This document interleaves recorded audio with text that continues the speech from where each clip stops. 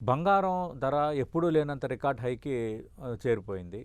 అలాగే వెండి గూడా ఇంక బంగారాన్ని మించి రికార్డ్ స్థాయికి ధరలు తాగుతున్నాయి. అంటే ఇప్పుడు బంగారం, వెండి ధరలు తగ్గుతాయా? తగ్గవా? అన్న దానిపైన ఏ ఆర్థికవేత్తలు అంచనా వేయలేకపోతున్నారు. ఉంటే ఒక స్మాల్ కరెక్షన్ 10-15% ఉండొచ్చు అని చాలా లేదు. లెక్కలు చెప్తున్నారు. హ్మ్. అంటే ఇప్పుడు హ్మ్. కాదు. అంటే నా విషయంలో నేను హ్మ్. ఇంకొకటేం అంటే ఈ కాదు గానీ, బడ్జెట్‌లో వాటి ప్రస్తావన ఏమన్నా ఉంటుందా? దానికి బడ్జెట్‌లో సంబంధించి? వీళ్ళ ప్రస్తావన ఏం చేయగలరు గానీ, బడ్జెట్‌లో దాని మీద ప్రస్తావన ఏం లేకపోవచ్చు. ఏస్తే గీస్తే ఇంకాస్త ఇంపోర్ట్ మీద అదే బంగారం ఇంపోర్ట్ అయ్యే బంగారం మీద హ్మ్. ట్యాక్స్ ఏస్తారేమో, సుంకం వేస్తారేమో గానీ, ఇప్పుడేస్తే ఏమైతే స్మగ్లింగ్ పెరిగింది. హ్మ్. అట్లాగే ఇంకా ఏయటానికి ట్రై చేస్తారు. దిగుమతులు డిస్కరేజ్ చేయడానికి ట్రై చేస్తే చేయొచ్చు. ఓకే. దానివల్ల ఏమవుతుందంటే మీకు ఓవరాల్‌గా స్మగ్లింగ్ పెరగటం ఇట్లాంటివి జరుగుతున్నాయి.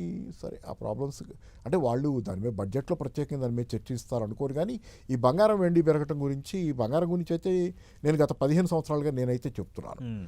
బంగారం ఈజ్ గోయింగ్ టు గ్రో, విపరీతంగా పెరగబోతుందనేది అవును. చెప్తానే ఉన్నాను.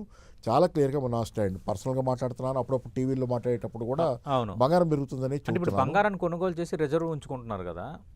మామూలుగా ఇవి ప్రభుత్వాల పరంగా మనం చూసుకున్నా, ఇప్పుడు చైనా బ్యాంక్స్ వాళ్ళందరూ చేస్తున్న పరిస్థితి అదే. ఒకవేళ అలాంటి తరహా వాతావరణమే క్రియేట్ అయితే, అప్పుడు మరి ప్రజల సంక్షేమానికి వీటికి కూడా డబ్బులు అవసరం అవుతాయి కదా! అది అంటే ఆ యాంగిల్ ఇందాకలా అడిగిన ప్రశ్న. రిజర్వ్ బ్యాంకు కొనేది అది ప్రజల డబ్బులు కాదు కదా. హ్మ్. రిజర్వ్ బ్యాంక్ కొంటది, అది అవును. గవర్నమెంట్ కొని ఇక్కడ పెట్టదు కదా. అవును. రిజర్వ్ బ్యాంక్ తన దగ్గర ఉన్న నిల్వలు ఉంటాయి కదా, హ్మ్. వాటిని ఏం చేస్తుందంటే ఇప్పుడు ఫారిన్ ఎక్స్చేంజ్ ఉంటుంది రిజర్వ్ బ్యాంక్ దగ్గర. హ్మ్.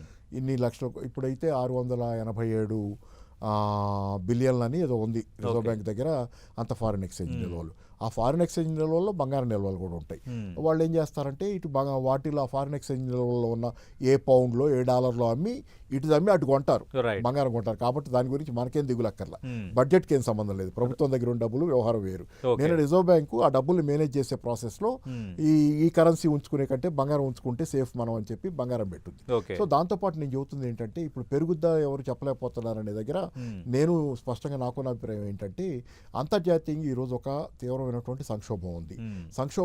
ఫైనాన్స్ సంక్షోభంలో చాలా తీవ్రమైన గందరగోళం ఉంది. దేశాలన్నిటి కరెన్సీలు డివాల్యూ అవుతున్నాయి. హ్మ్. ఆఖరికి డాలర్ కూడా తగ్గుతుంది, రూపాయి తగ్గుతుంది. ఒకదాంతో ఒకటి పోల్చుతున్నాయి కదా కరెన్సీలు. అవును. కరెన్సీల వాల్యూలు పడిపోతున్నాయి. కరెన్సీ వాల్యూ పడిపోయినప్పుడు మీ దగ్గర ఉన్నటువంటి సంపద విలువ కాపాడబడాలంటే బంగారంలోనే కాపాడబడుద్ది. బంగారం అయితేనే పెరుగుద్ది. హ్మ్. ఈ పడ్డాగానే అది పెరుగుద్ది. రైట్. రెండోది ఏంటంటే, మీకు ఇతర ఇన్వెస్ట్మెంట్ మార్గాలు లేవు. రియల్ ఎస్టేట్ లాంటివి హ్మ్. పడిపోతున్నాయి. మీరు అన్నట్లు షేర్ మార్కెట్ డోల్డ్రమ్స్లో ఉంది. హ్మ్. ఇన్ని రకాల పరిస్థితులు ఏంటంటే బంగారం పెట్టుకోవడం సేఫ్ అనేది ఓకే. ఈ పరిస్థితి మీరు అడిగిన అది కూడా చాలా మందికి ఇంపార్టెంట్ కాబట్టి చెబుతున్నా. హ్మ్. ఈ పరిస్థితి ఇప్పుడు అలా మారదు. రైట్. 2 సంవత్సరాలు మినిమం నేను అనుకోవటం ఏంటంటే, హ్మ్. ఈ గందరగోళం ఇలాగే కొనసాగుద్ది కాబట్టి